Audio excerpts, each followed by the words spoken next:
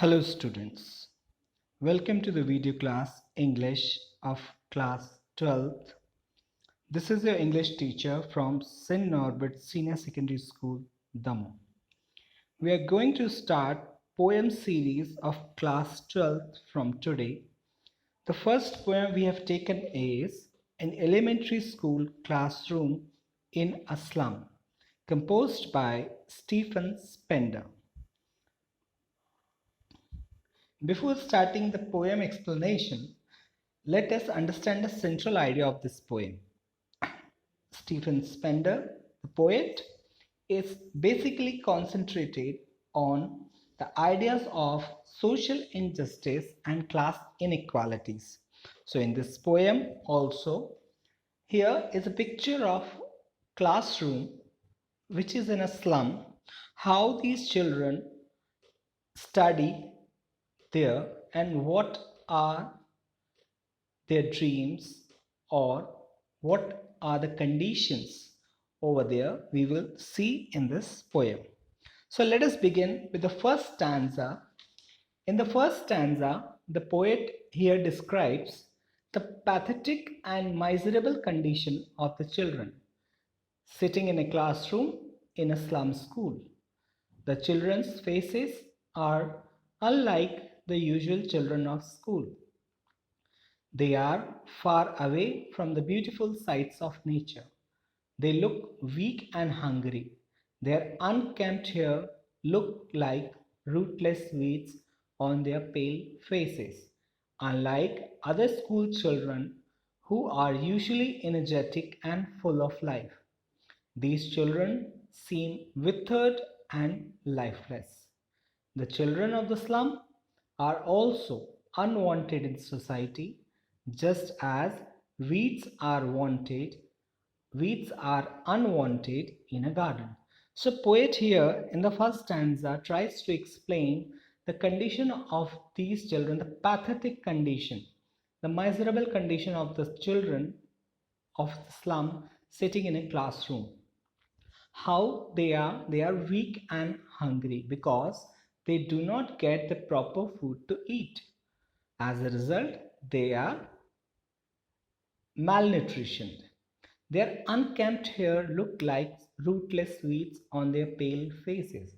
How their faces are pale faces, which means energyless.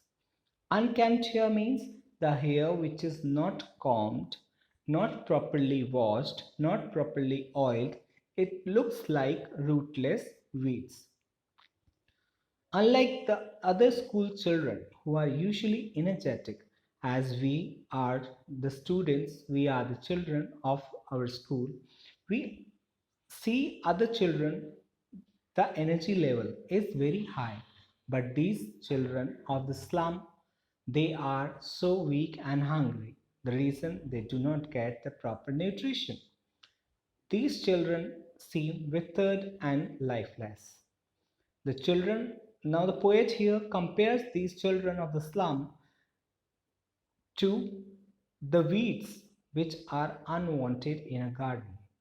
Like the weeds are unwanted in a garden, so the children of the slum are unwanted in society. Next, poet talks about the different children sitting in the classroom. Let us see one by one. A tall girl in the classroom is very depressed. She keeps her head down, being burdened by sad thoughts. The girl is perhaps physically and mentally exhausted due to her poverty. So, this girl, the tall girl, is very depressed by the sad thoughts, and the girl is perhaps, poet says, girl is perhaps physically and mentally exhausted because when we overthink anything, then our mental energy gets exhausted, and the thoughts of this girl in her mind is of poverty. Poet talks about another child. The other students of the class are not in a better situation either.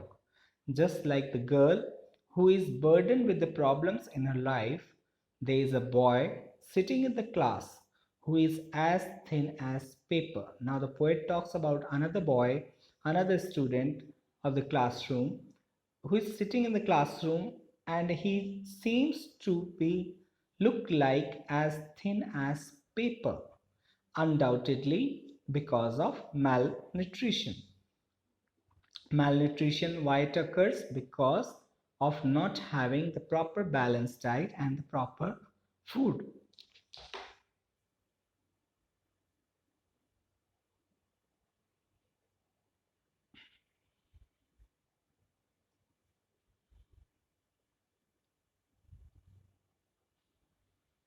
Next, the poet says about this boy, he has big eyes like those of a rat.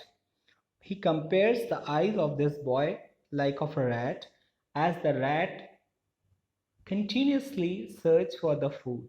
His eyes continuously search for the food. Yet another boy in the classroom has inherited his father's arthritis. Inherited here means the quality. As we are children, we take some of the qualities of our parents, like from mother as well as from father. Let us understand by this example. If someone has, if the parents of someone has the diabetes, so there are chances, there are possibilities that his child would also have the diabetes, and it is most probably possible also. So inherited means to take from the parents. Yet another boy in the classroom has inherited his father's arthritis. Arthritis is a disease of the bones. Because of the disease from his father, and recites his lesson from his desk in a mellow but weak voice. Because of his father's disease, now he is experiencing the pain of the bone disease, and because of that he is reciting his lesson in a very low voice. There is another sweet boy sitting at the back of the class. He is sitting there unnoticed and dreaming of squirrels playing in a tree. The dull and monotonous atmosphere in the classroom is perhaps unable to arrest his attention. So poet is talking about another boy here, a small boy sitting at the last of the class, being unnoticed. No one is noticing at him, and he is just dreaming of the squirrel's game. He is not at all concentrating whatever is going in the class. Moving on to the second stanza, poet describes the dirty classroom. The walls of the classrooms are pale and dirty and give a rather unpleasant feeling. On the walls are displayed the names of the people who have given donations. There is a picture of Shakespeare on the wall. The pictures of domes of big cities represent the quality of life in those cities. The early morning sky is shown as cloudless in another picture. There is also a picture of the beautiful Tyrolese Valley, a region in the Austrian Alpine province, adorned with the flowers, the world map which divides the world into countries, and big and small, symbolically gives the children the whole world. So here in the second stanza, poet describes about the different things of the school, the materialistic things like the walls, which are very dirty, they have not been painted from so many years, and they are sore and pale, seem to be like sore and pale, which gives the unpleasant feeling and does not give the good environment for the children to study. And there are more pictures which depicts the world. In those pictures there is a picture of Shakespeare, there is the picture of domes of big cities which represent the quality of life in those cities. But these children are far away from these lives. The poet says, these children, this world is not meant for them. They can't even dream of this world. But all these pictures have no meaning to these impoverished children. The world depicted on these walls is not the world of these children. Their world does not contain huge domes or prosperity or the scenic beauty presented in the picture. Unfortunately, their world is painted with fog, the fog of hopelessness and hunger. Their future is grim and uncertain and sealed with a dark and dull sky. So, the poet here wants to describe that these pictures, the world shown in this picture, is far away from them. This is not the world of these children, because these children only know their how to satisfy their hunger. Their whole thinking is dependent upon to satisfy their hunger only. They have not seen this world, this slum school or the surroundings of the slum is their world. The poet again says that their world is far away from the actual world of rivers and capes. These things are like stars in the sky, which they cannot touch. So, poet here compares these worldly things with the stars which these children cannot touch. Stars in the sky which these children cannot touch. Moving on to the third stanza, the poet calls the portrait of Shakespeare wicked because it is meaningless for children going to a slum school. There is no quality education in these schools as we are receiving the quality education in our schools, but these children of the slum do not have any quality education which can make them enable to earn something after some years. Today, the education we are receiving, it is making us enable to earn our livelihood in the future. So these children are not receiving any quality education. The children here will never learn about Shakespeare's work. The map is also a bad example because for these children, their classroom is the whole world for them. As I told you in the second stanza, that the world depicted in the classroom through the pictures is not meant for them. The map cited in the classroom is of no use to these children because their world is their classroom, which is in a slum. There is no world beyond their poverty, hunger, and hopelessness. So these maps are unreal for these children. The beautiful world with its offering like sun, ships, love, and care only tempt them to steal because they cannot have all these worldly things. They live in a cramped holes and like hutments, and there is no end to their misery. There is perpetual state of gloom, hunger, and despair. Their bodies look like garbage heaps. They are very skinny and their bones are peeping out of their skin. So, how the body of these children is? The bones are peeping out of their cloth.